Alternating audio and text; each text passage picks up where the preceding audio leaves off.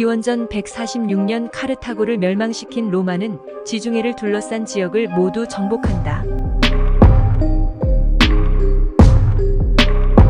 로마 제국은 유대 지역의 통치를 헤롯에게 맡긴다.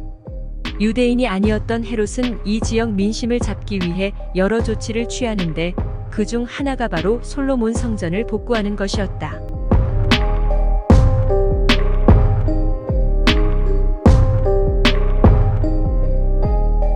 실제로 로마 제국의 승인을 받아 시작된 예루살렘 성전 재건 프로젝트는 공사 기간만 무려 80년이 걸릴 정도로 거대했다. 마침내 기원 후 63년 모습을 드러낸 헤롯 신전은 로마 제국 내에서 3대 신전으로 손꼽힐 만큼 웅장하고 거대했다.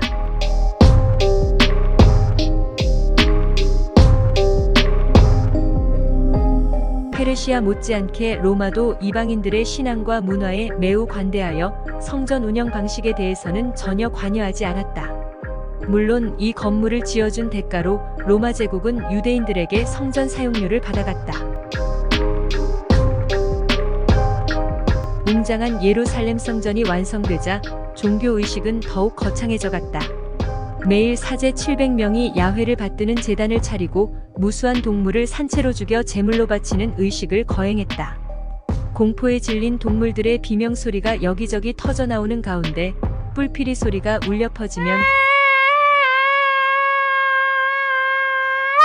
사제들은 일제히 동물의 목에 칼을 내려 꽂았다. 신전 바닥은 피로 흥건했고 동물을 불에 그슬리면서 나는 악취가 코를 찔렀다. 이처럼 종교 의례가 성행하면서 제사를 지내는 형식과 기교는 더욱 전문화되어 갔고 자연스럽게 제사를 집행하는 사제들의 권위 역시 갈수록 높아졌다. 유대 사회에서 희생 제의를 전문적으로 집행하던 이들은 사두개인들이었다. 헤롯 성전이 완성되고 난 뒤 사두개들은 유대인들의 최고 권력기관이라 할 수 있는 사내들인도 장악하여 최고 지배층이 된다.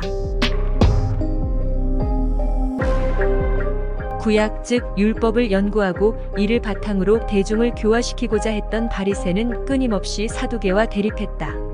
사두개는 자신들만의 전문 기술을 바탕으로 권력을 장악한 귀족 계급이었기 때문에 민중들에게 무관심했던 반면 바리새는 구약을 연구하고 율법을 설파하여 민중을 가르치고 교화하여 세상을 이끌어가고자 하는 지식인 계급이라 할 수 있다. 이러한 이유로 인해 신약 성경에서 예수와 끊임없이 싸우고 논쟁하는 사람들은 모두 바리새인들이다.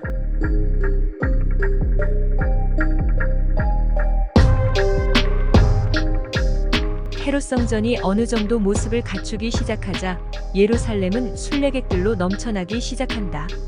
그런데 여기서 뜻하지 않은 문제가 발생한다.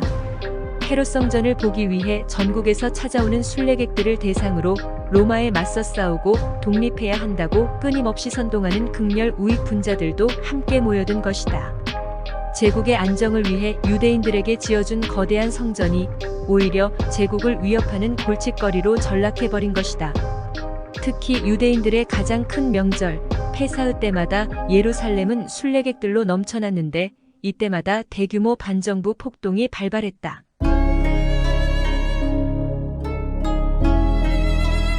로마의 지배자들은 예루살렘에 군대를 대폭 증강 배치하여 성전 주변 방위를 강화했다.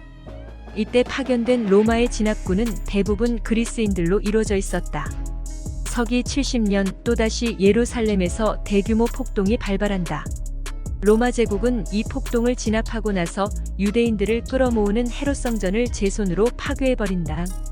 무려 80년에 걸쳐 건설한 제국의 위대한 건축물을 완공된 지 불과 7년 만에 제 손으로 파괴해야 할 만큼 유대인들의 폭동은 지독한 것이었다.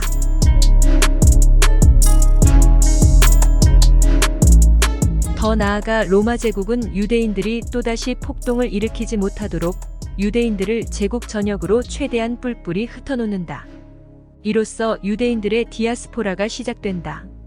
예루살렘 성전이 파괴되면서 종교 의례를 집전하던 사두개인들은 역사 속으로 사라진 반면 바리새인들은 율법을 연구하고 유대교 전통을 지키는 랍비가 된다.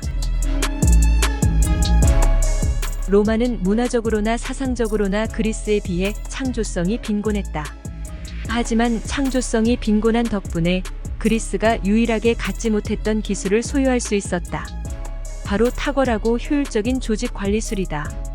실제로 로마는 방대한 지역과 무수한 민족들을 무려 600년 동안이나 아무 탈 없이 통제하고 관리했다.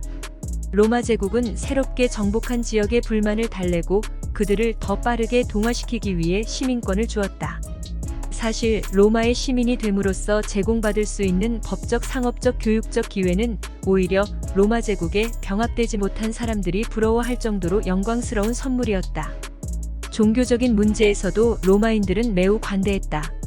로마인들 스스로 그리스의 신화나 종교 의례를 그대로 가져온 것만 봐도 알 수 있듯이 다른 문화의 종교를 거리낌 없이 수용했다. 로마가 피정복민들에게 요구하는 것은 단순했다.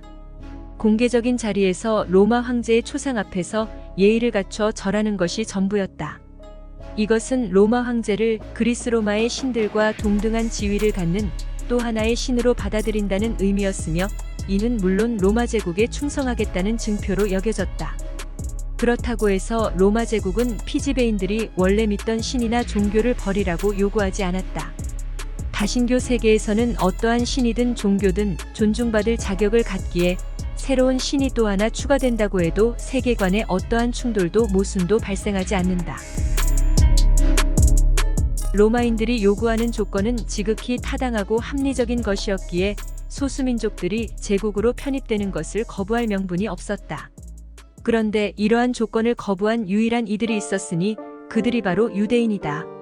성서라는 책을 따르는 이 고상한 민족의 유별난 고지식함을 익히 알고 있던 로마 제국은 이들에게만 몇 가지 특별한 혜택을 주었다. 형상을 금기시하는 유대인들의 풍습을 존중하여 이 지역에서는 로마 총독이 군중 사이로 행진할 때 황제의 초상을 가리도록 조치했다. 더 나아가 그들만의 유별난 유일신 신앙을 유지하며 살아갈 수 있도록 허용했다. 그럼에도 로마 제국 전역에서 이들 유대 지역에서만 끊임없이 폭동이 일어났다. 로마 제국은 유대 지역에서 끊임없이 일어나는 폭동을 예방하기 위해 수시로 반란 선동자들을 색출하는 작전을 펼쳤다. 그리고 사람들이 다시는 반란을 꿈꾸지 못하도록 겁을 주고 싶었다. 이때 로마인들이 생각해낸 것이 바로 많은 사람들이 볼 수 있는 곳에 반란 모의자들을 산채로 매달아 죽이는 것이었다. 예컨대 로마 제국은 기원전 4년 갈릴리에서 유대인 2,000명을 십자가에 매달아 죽였다.